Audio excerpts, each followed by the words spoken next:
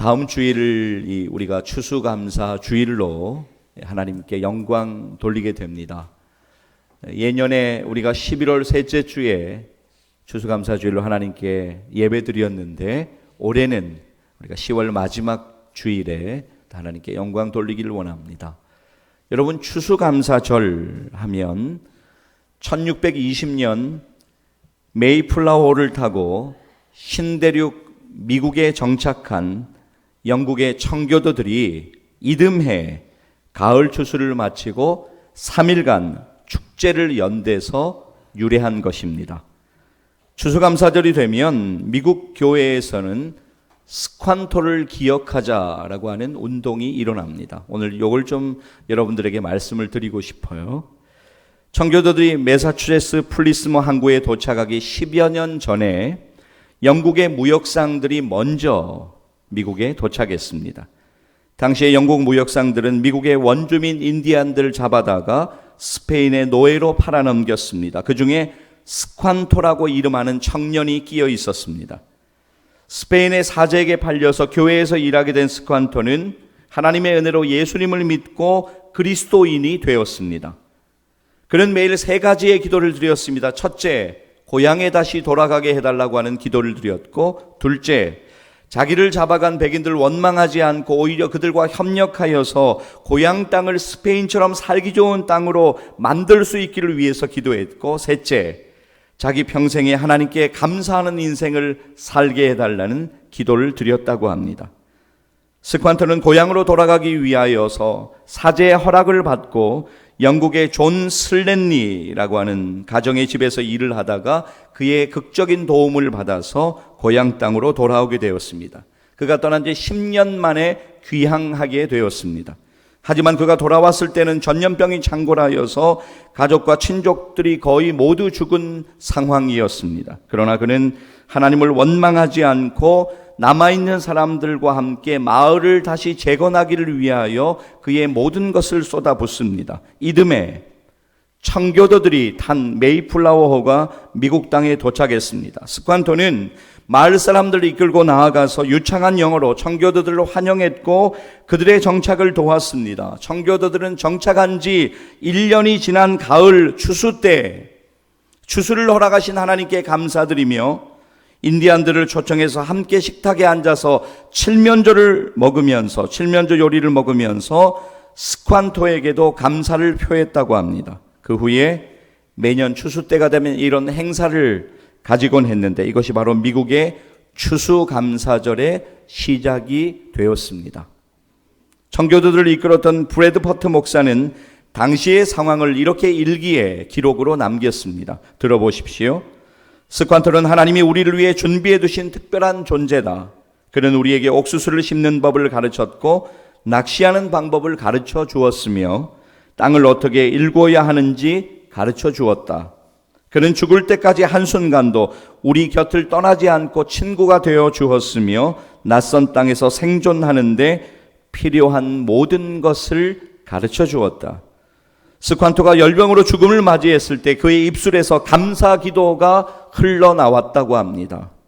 오 하나님, 제 기도를 들어주셔서 감사합니다. 부디 이 땅을 축복하소서.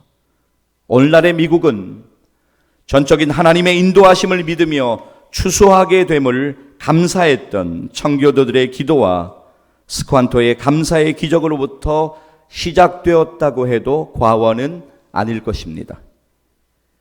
제이비 마시웨는 우리에게 이렇게 말합니다. 감사는 마음의 기억이다. 예, 그렇습니다. 기억할 때 우리는 감사할 수 있습니다.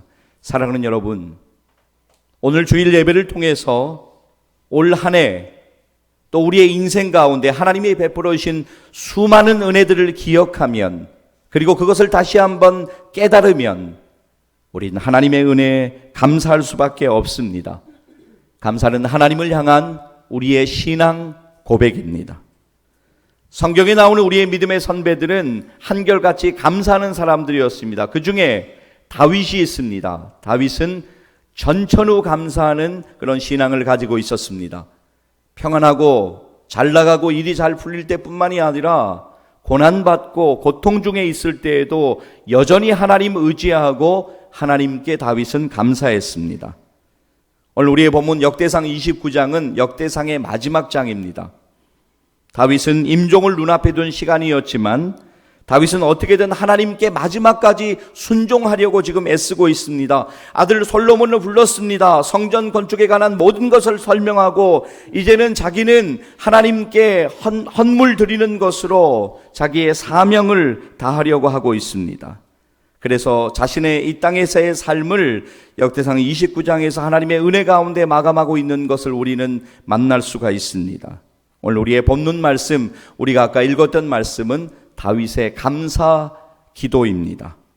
여러분 본문 12절 말씀을 잠깐 보시게 되면 주는 만물의 주제가 되시기 때문에 그분의 손에 권세와 능력이 있다라고 다윗은 고백합니다. 그렇습니다, 사랑하는 여러분. 세상의 모든 권세와 능력이 우리에게 있는 것이 아니라 주님에게 있는 것을 우리는 오늘 다시 한번 기억하고 인정해야만 하는 것입니다.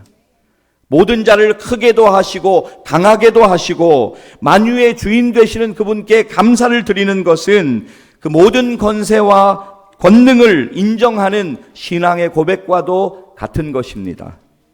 우리도 다윗처럼 모든 은혜가 주의 손에 있음을 오늘 우리도 믿음으로 고백했으면 좋겠습니다.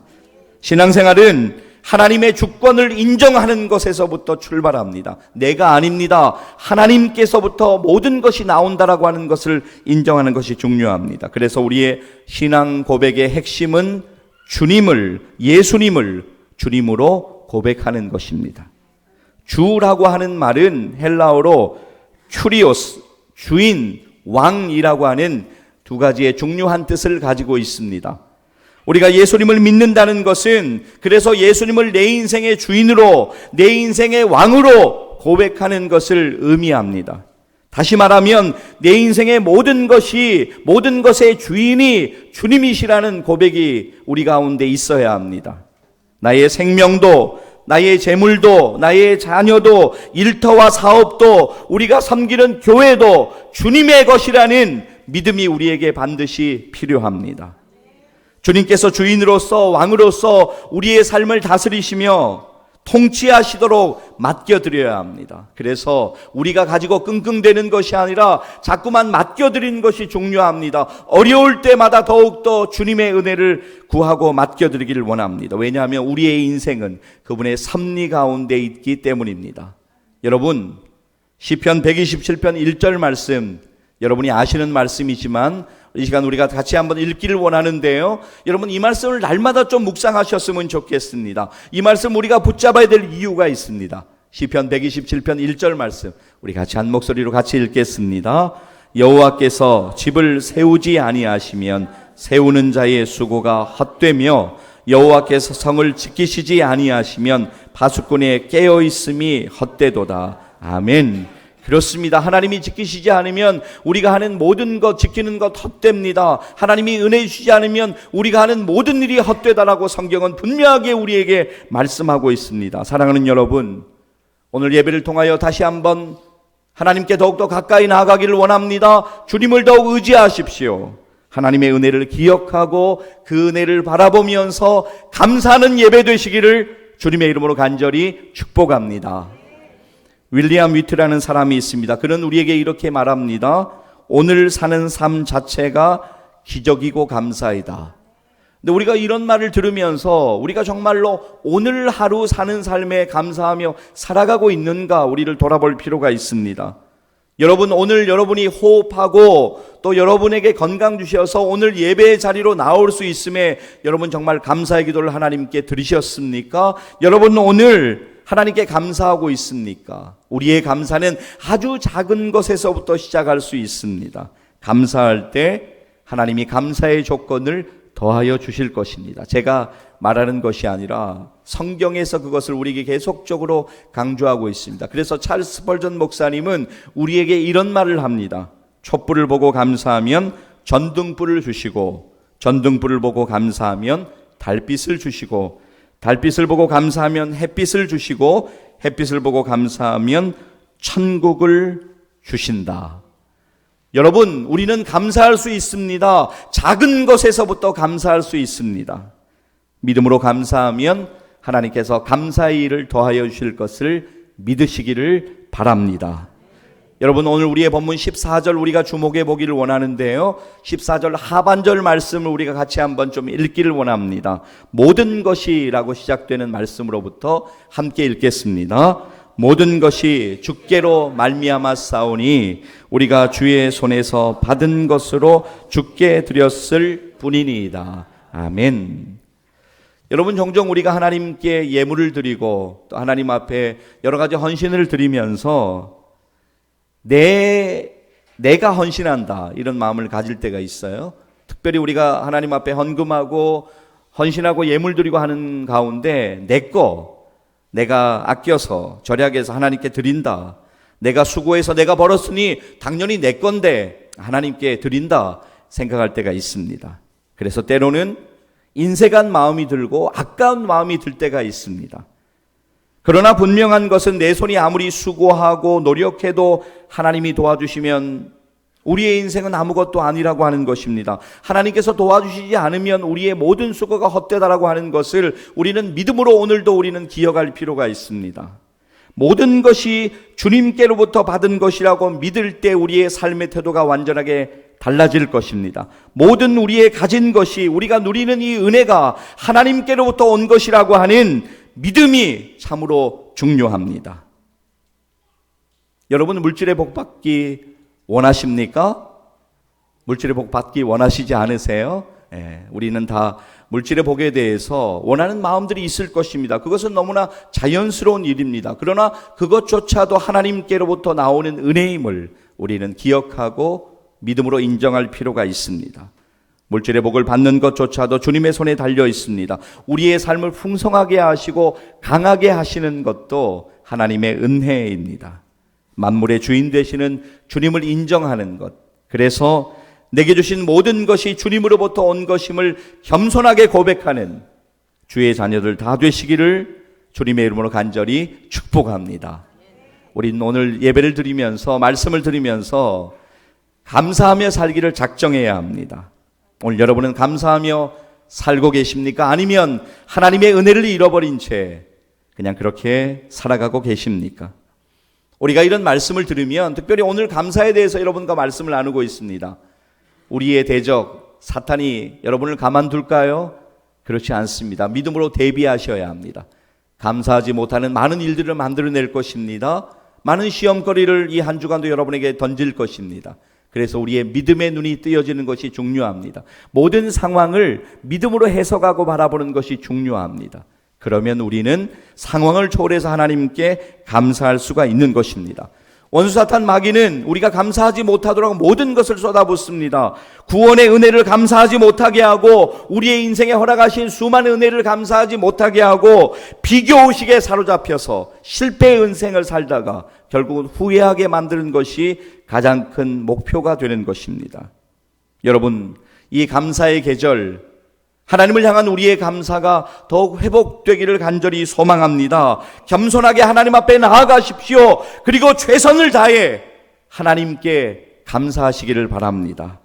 감사로 하나님께 영광 돌리는 생애 살기를 소망합니다.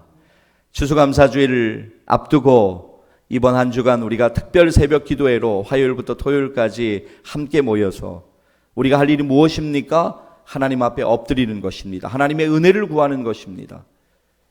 여러분, 참 분주하게 하루하루를 달려가고 계시지요. 저도 가만히 돌아보면 지난 주일 여러분들 뵙고 시간이 금방 지나간 것 같은데 벌써 한 주간이 지나서 또 이렇게 일주일 만에 여러분을 뵙습니다. 분주한 시간 가운데 우리가 해야 할 일, 꼭 해야 할 일을 하지 못하고 살아간다면 참 안타까운 일인 것 같습니다. 하나님께 감사드리는 것, 하나님의 은혜를 의지하고 그 은혜 바라보면서 감사하며 살아가는 것, 우리가 해야 할 일임을 하나님 오늘도 우리에게 분명하게 말씀하십니다. 사랑하는 여러분, 이런 일들을 우리가 감사해야 합니다. 예수 믿고 구원받은 은혜를 감사하십시오.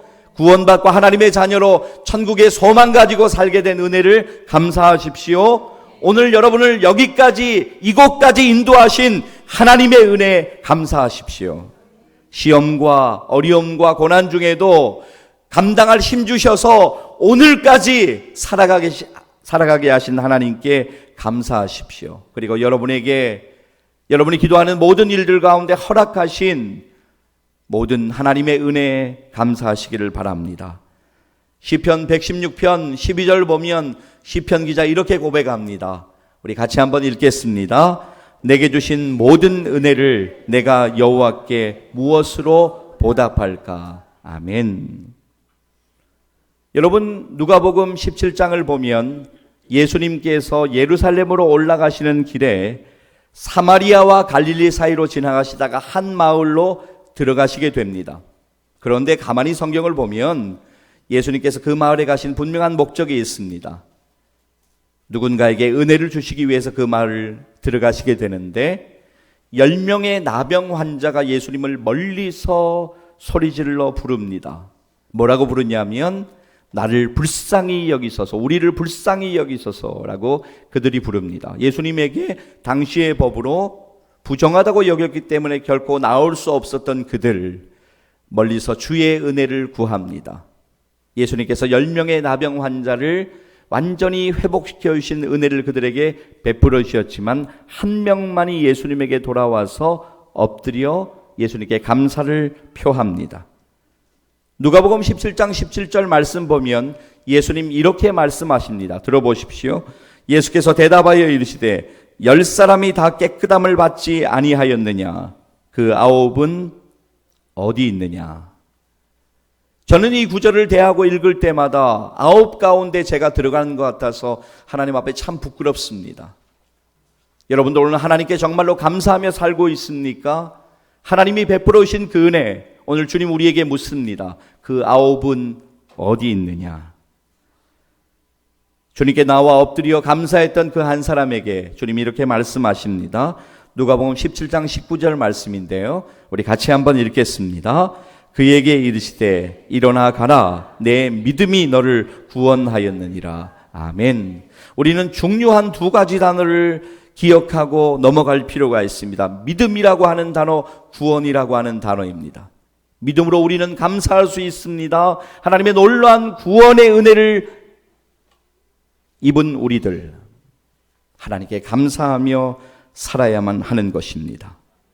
오늘 여러분에게 베풀어 주신 그 은혜들, 목사님, 내가 요즘 좀 많이 어려워요. 목사님, 내가 다 이야기할 수는 없어도 조금 내가 좀 그렇습니다. 어렵습니다. 힘듭니다. 우리의 삶엔 어려움 존재할 수 있습니다. 그러나 사랑하는 여러분, 여러분의 어려움, 여러분의 곤고함, 여러분의 힘듦을 뛰어넘어 지금까지 여러분에게 베풀어 주신 그 은혜들을 오늘 기억했으면 좋겠습니다. 그래서 하나님께 감사의 기도를 우리가 함께 드렸으면 좋겠습니다. 은혜를 입는 것도 중요하지만 받은 은혜를 깨닫고 하나님께 감사의 기도를 드리는 것, 그것은 우리의 인생에 참으로 중요한 일임을 여러분들에게 말씀드립니다. 믿지 아니하는 사람은 하나님께 절대 감사하지 않습니다. 그러나 믿음을 가진 우리는, 하나님을 믿는 우리는 하나님께 감사하며 살아야 합니다. 골로새서 2장 7절 말씀을 읽고 이제 말씀을 맺으려고 합니다.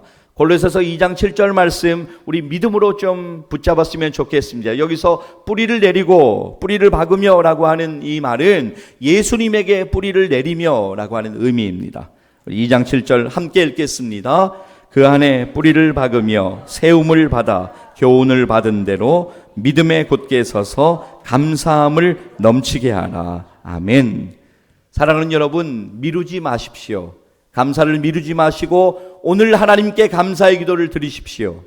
잃어버린 우리의 감사가 더욱더 회복되기를 원합니다. 감사가 회복되는 가운데 놀라운 일들이 우리 가운데 반드시 경험되어질 것입니다. 이 결실의 계절, 하나님 앞에 날마다 감사의 기도를 드리시며 감사의 기적을 경험하는 여러분의 생애 되시기를 주님의 이름으로 간절히 축복합니다. 기도하시겠습니다.